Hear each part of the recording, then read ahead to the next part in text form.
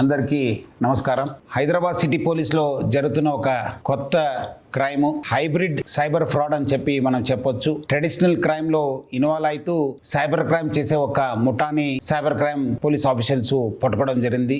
ఇది ఎట్లా జరుగుతుందంటే, మొబైల్ థెఫ్ట్ చేసిన తర్వాత వాళ్ళ అకౌంట్ లో ఉన్న అంత డబ్బులు ఖాళీ చేసి ఫస్ట్ టార్గెట్ చేసేదేమో సెల్ ఫోన్, తర్వాత టార్గెట్ చేసేది బ్యాంక్ అకౌంట్. సీనియర్ సిటిజన్స్ ని, అమాయక ప్రజల్ని, రద్దీ ఉన్న ప్లేసెస్ లో మార్కెట్ కావచ్చు, రైల్వే స్టేషన్స్ కావచ్చు, స్మార్ట్ ఫోన్ యూజ్ చేస్తారు. వాళ్ళని టార్గెట్ చేసి దొంగతనం చేసిన తర్వాత ఈ సైబర్ క్రైమ్ కి పాల్పడుతున్నారు. ఆ ఒక ఫోన్ దొంగతనం చేసి అదే ప్యాటర్న్ యూజ్ చేసి బ్యాంక్ అకౌంట్ ఖాళీ చేస్తారు.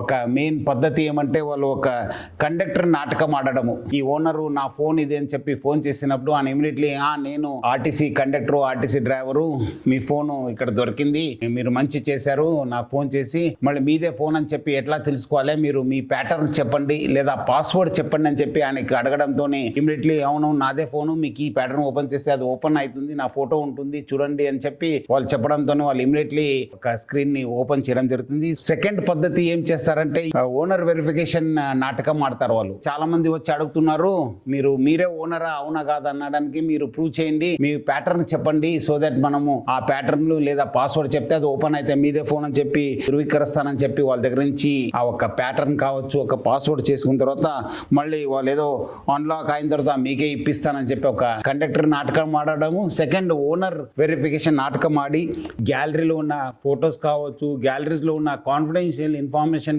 ఈ నోట్స్ లో బ్యాంక్ డీటెయిల్స్ కావచ్చు, పాన్ కార్డ్ డీటెయిల్స్ కావచ్చు, పాస్వర్డ్స్ కావచ్చు, ఈ వాట్సాప్ చాట్లు కూడా చాలా మంది పెట్టడంతో వాళ్ళు యాక్సెస్ రావడం జరుగుతుంది. ఆ కాన్ఫిడెన్షియల్ ఇన్ఫర్మేషన్ లో వాళ్ళు రకరకాల మన యాప్స్ ఉన్న ఫోన్ పే యాప్స్ కావచ్చు, గూగుల్ పే యాప్స్ కావచ్చు, పేటిఎం యాప్స్ ని ఓపెన్ చేసి యూపీఐ పిన్స్ ని రీసెట్ చేసి మళ్ళీ ఫోన్ లో అక్కడ ఉన్న వాళ్ళ అకౌంట్ లో ఉన్న డబ్బులంతా వాళ్ళు మళ్ళీ ఇస్తారు, వాళ్ళ అకౌంట్ కి ట్రాన్స్ఫర్ చేసుకుంటారు. అట్లానే కొంతమంది తెలివిగా బెట్టింగ్ యాప్స్ కావచ్చు, లేదంటే గేమింగ్ యాప్స్ కావచ్చు, డిజిటల్ వ్యాలెట్స్ కూడా అమౌంట్ మళ్ళించి అక్కడి నుంచి కూడా అమౌంట్ వాళ్ళు డ్రా చేస్తారు.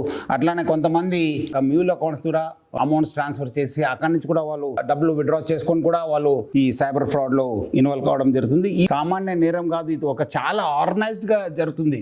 ఇది ఫస్ట్ వాళ్ళు ఒక రద్దీ ప్రదేశ్ లో ఎవరెవరు బక్రాలు ఉన్నారు, ఎవరెవరు విక్టిమ్స్ ఉన్నారు వాళ్ళంతా ఐడెంటిఫై చేస్తారు. అక్కడ పోయిన తర్వాత ఐడెంటిఫై చేసిన తర్వాత అక్కడే పక్కన ఉన్న ఒక ఇంకోటి మనిషి చెప్పి ఫోన్ ని దొంగతనం చేస్తారు. తర్వాత ఫోన్ ని ఇంకోటి వాళ్ళకి హ్యాండ్ ఓవర్ చేస్తారు. ఆనే కొంచెం మాయ మాటలు చెప్పడానికి చాలా ఎక్స్పర్ట్ ఉంటారు. ఆనే మొబ్బె పట్టి ఒక టెక్నికల్ నాలెడ్జ్ ఉన్న వాళ్ళు, సో ఆనే పర్సన్ కూడా ఉంటారు. ఆనే బ్యాంకింగ్ యాప్స్ ద్వారా ట్రాన్స్ఫర్ చేయడానికి అక్కడి నుంచి మళ్ళీ